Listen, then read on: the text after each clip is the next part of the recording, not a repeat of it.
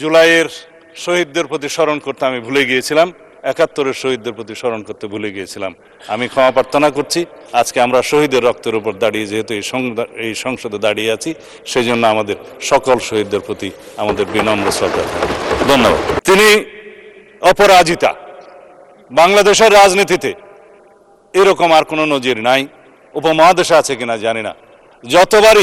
যত আসনেই তিনি নির্বাচন করেছেন, তত আসনে তিনি নির্বাচিত হয়েছেন। যিনি সবচাইতে বেশি খুশি হতে পারতেন তিনি দেশনেত্রী বেগম খালেদা জিয়া। তিনি আজকে আমাদের মধ্যে নেই।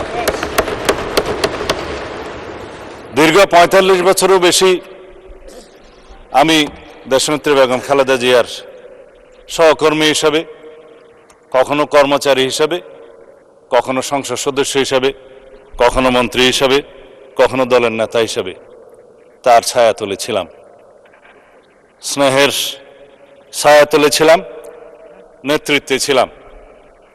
অনেক আন্দোলন, অনেক সংগ্রাম, অনেক ত্যাগ তিতিক্ষা, কিন্তু তার সাথে পৃথিবীর কোনো ত্যাগের কোনো তুলনা করা যায় না। তিনি একসময় সামরিক স্বৈরাচার বিরোধী আন্দোলনে নেতৃত্ব দিতে দিতে গণতন্ত্রকে অবমুক্ত করেছিলেন, সামরিক স্বৈরাচারকে হটিয়েছিলেন, খেতাব পেয়েছিলেন দেশনেত্রী। তখন আপসহীন নেত্রী হিসেবে তিনি খেতাব পেয়েছিলেন। তারপরে গণতন্ত্রের যে যাত্রা ১৯৯১ সালে শুরু হলো, সংসদীয় গণতন্ত্রের যাত্রা শুরু করলেন।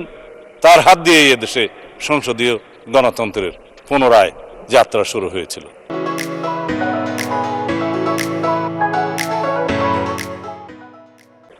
তার হাত ধরেই এদেশে তত্ত্বাবধায়ক সরকার পদ্ধতি চালু হয়েছিল এবং তার হাত ধরেই বাংলাদেশে গণতন্ত্র এবং নারী শিক্ষার অগ্রগতি হয়েছিল অভূতপূর্ব। ২০০১ সালে তিনি যখন আবার প্রধানমন্ত্রী নির্বাচিত হলেন, আজকে আপনারা অনেকেই এই শোক প্রস্তাবে বলেছেন ৩ বারের প্রধানমন্ত্রী। তিনি আসলে ৪ বার শপথ নিয়েছেন প্রধানমন্ত্রী হিসেবে। ১৯৯১ সালে প্রধানমন্ত্রী হিসেবে তখন রাষ্ট্রপতি শাসিত সরকারের সময় একবার প্রধানমন্ত্রী হলেন। তারপরে সংসদীয় পদ্ধতির সরকার ব্যবস্থা চালুর পরে তিনি আবার শপথ গ্রহণ করলেন, দ্বিতীয়বার প্রধানমন্ত্রী হলেন।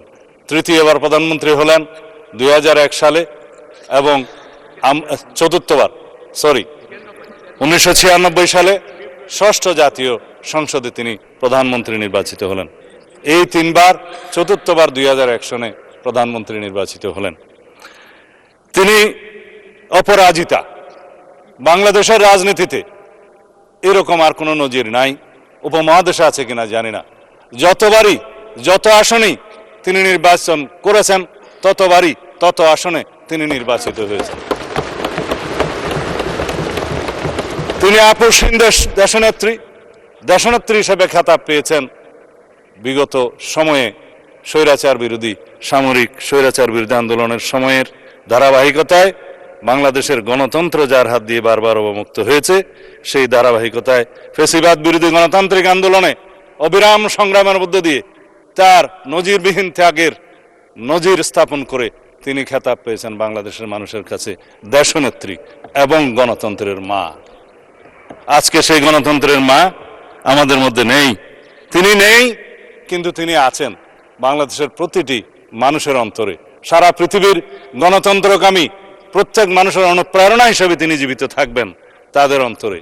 তিনি যদিও আমাদের মধ্যে শারীরিকভাবে নেই, সারা পৃথিবীর মানুষের গণতন্ত্রের অনুপ্রেরণা হিসাবে তিনি সারা পৃথিবীর মানুষের মধ্যে জীবিত থাকবেন, জাগরুক থাকবেন। তিনি আমাদের অনুপ্রেরণা জুগিয়ে যাবেন।